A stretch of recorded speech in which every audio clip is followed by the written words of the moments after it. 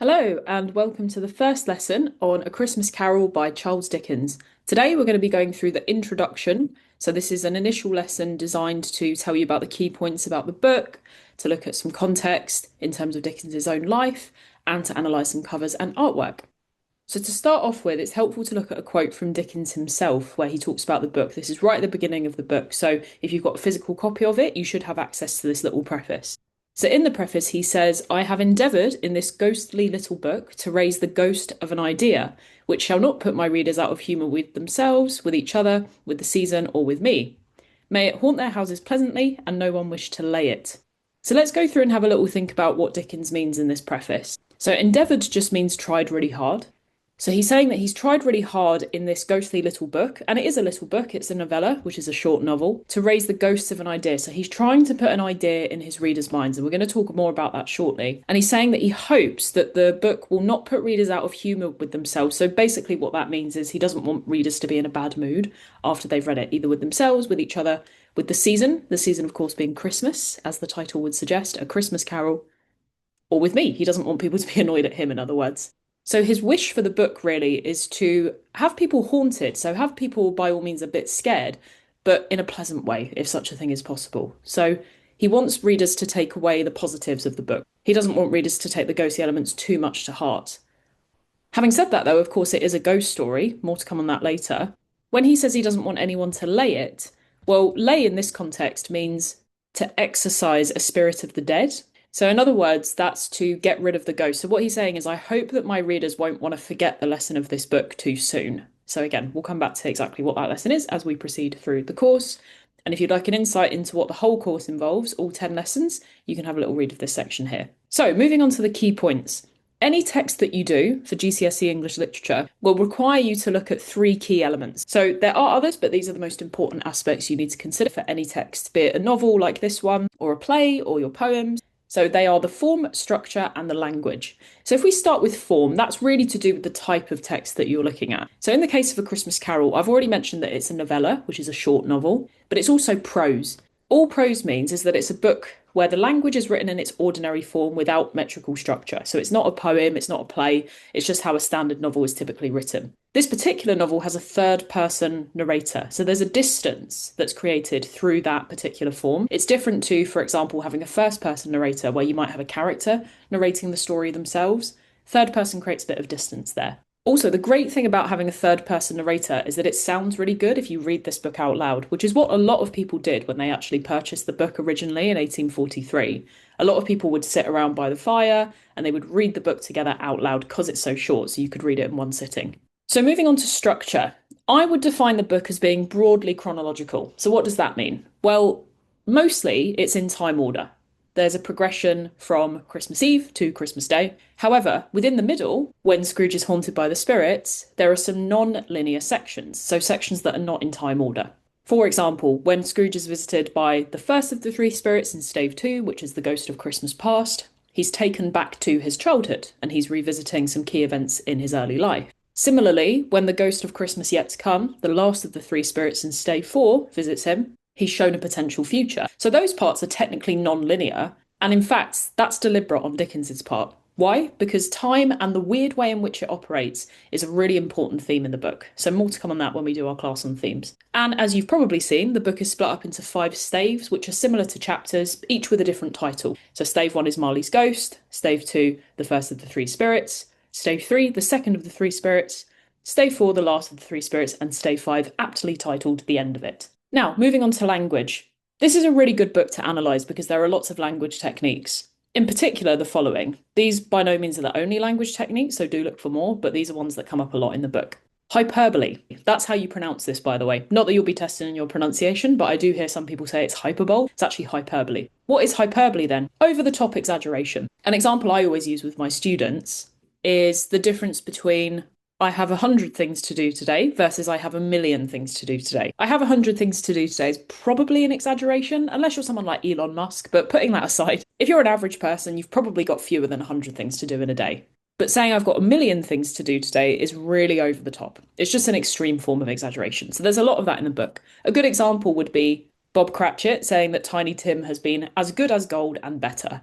Another example would be Right at the beginning, in stave one, Scrooge says that every idiot who goes about with Merry Christmas on his lips should be burned alive in his own Christmas pudding and have a stake of holly driven through his heart. It's really over the top stuff, very dramatic. Irony is also used in the book. Simply put, irony just means that there's a gap between what's being said and what's being meant. A good example of irony in the book would be when Scrooge is visited by the second of the three spirits, the ghost of Christmas present, who ironically throws Scrooge's words right back at him. Irony is one of the things that helps Scrooge to see the error of his ways.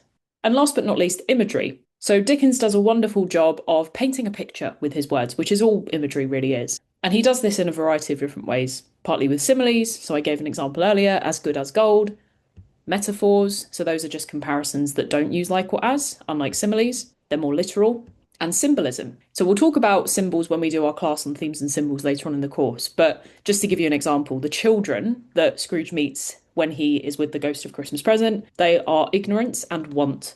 So those children, they're characters really, but technically they're symbols as well, which makes sense if you think about the fact that a symbol can be an object or a character that just represents something else. So moving on to genres, it's very rare that you would encounter a book that only fits into one genre. There might be one primary genre, but oftentimes texts fall into multiple different genres, and A Christmas Carol is no exception. So of course we've got to call it a ghost story because it involves spirits confronting a character.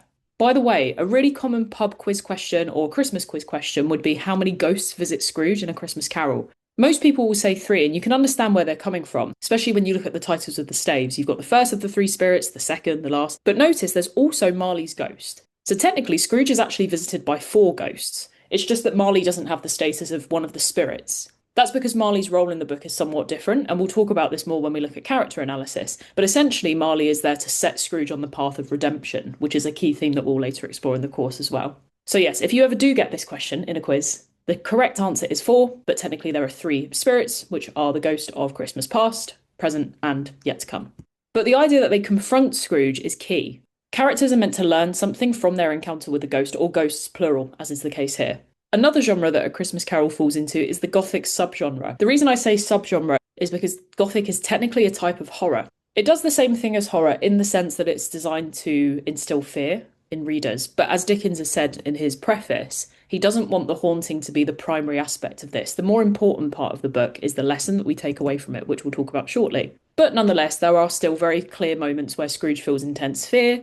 So that ties into the idea that Gothic literature includes a literary aesthetic, so kind of like a covering, like an appearance really, of fear and haunting, even if it's not the primary goal here in this particular book. There are other examples of scarier Gothic literature, arguably. So, for example, Robert Louis Stevenson's Jekyll and Hyde, which is another GCSE text. That's, I would say, scarier and more Gothic in some ways, but nonetheless, A Christmas Carol does still technically fall into the Gothic genre. That's particularly the case in Stave 4, the last of the 3 spirits.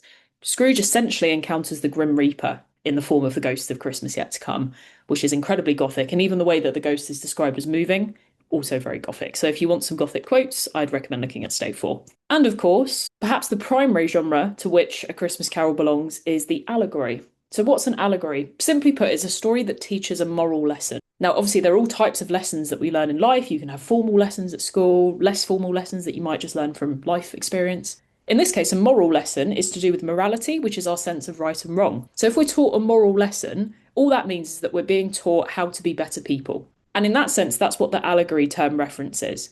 So the primary purpose of A Christmas Carol is to teach us how to be better people. And it's done obviously through the transformation of Scrooge. So a little bit about the author. There's a wonderful TED video that I'd recommend you watch in your own time. But in the meantime, I'll just go through some key points about Dickens's life, and we can talk about some of the most important things to know when it comes to the text. In the exam, by the way, I wouldn't quote all of this information. Examiners don't really want to see that you know all of the history of Dickens's life, or indeed the years that things happen. I'm doing this just to give you some context and to give you a picture of what the most important parts are. I do think it would be helpful to know that his father was committed to a debtor's prison in London, and that Dickens was forced to pawn his book collection and work in a factory. Why do I draw your attention in particular to this part? Well, Dickens was interesting in the sense that he had the experience of the middle class and the lower classes during his lifetime. That's not something that a lot of Victorians could necessarily say. The chances are if you were born in the Victorian era, you'd probably be poor. But Dickens saw what it was like to lose wealth. So his father, who, as we can see, was middle class initially, because he made a series of bad decisions when it came to money and he couldn't pay back his loans, he was sent to a debtor's prison. So in the book, when you hear Scrooge say, "Can't the poor go to workhouses and prisons? Those are institutions that I support," When he says prisons, he's referring to debtors' prisons, similar to the one that his father would have gone to. So that would have given Dickens a level of empathy for the poor that a lot of Victorians in the upper and middle classes really didn't have. So understanding that he's seen Victorian life from both sides, both the more wealthy, affluent side of the middle class and the lower classes, is really important to understanding what social issues he was concerned with. That's the case for his other works of literature, some of which are named here too. Another point to consider is the fact that Dickens had 10 children. That's a lot of children. So Dickens, as a Victorian father, would have been expected to look after his children financially. So you can imagine that if ever he had any situations where he'd written a book and it didn't particularly sell well, that would have caused him a great level of anxiety. So I think part of his message in the book is obviously not making money the centre of your life. And I think that's something that he perhaps had to remind himself as well. That pressure to earn a lot of money can really take away from the more important things in life, like time with your family and just being a good, kind, philanthropic person. So it may well be something that Dickens had to take to heart himself, much like Scrooge. Now, when A Christmas Carol came out, it was incredibly popular. Its initial print run of 6,000 copies sold out by Christmas Eve in 1843. We started to get lots of unauthorised versions of it, including a stage production, very popular public readings 10 years later. And I think all of that goes a long way to explaining why it's still so popular now, because clearly the message in it really resonated with people in the same way that it does today. That's why we're still seeing tons of different versions of A Christmas Carol, which we'll talk about more when we get onto our class about adaptations. So what I would really love for you to do now is take a look at some of the covers and artwork from the book/film. So this one over here, that's the 2009 film, animated one with Jim Carrey. This in the middle is an illustration of the Ghost of Christmas Present. It's one of the original ones. And this over here is a cover depicting the Ghost of Christmas Yet to Come. So what you can do now is you can pause the video, analyse these, write some bullet points thinking about the setting, the portrayal of Scrooge, and the depiction of the Ghost of Christmas Present and Ghost of Christmas Yet to Come. Here are some of the quiz questions to take a look at in your own time as well. You've got your glossary, further reading and resources, and finally your homework. So once you've completed everything, I will give some feedback and I will see you in the next lesson.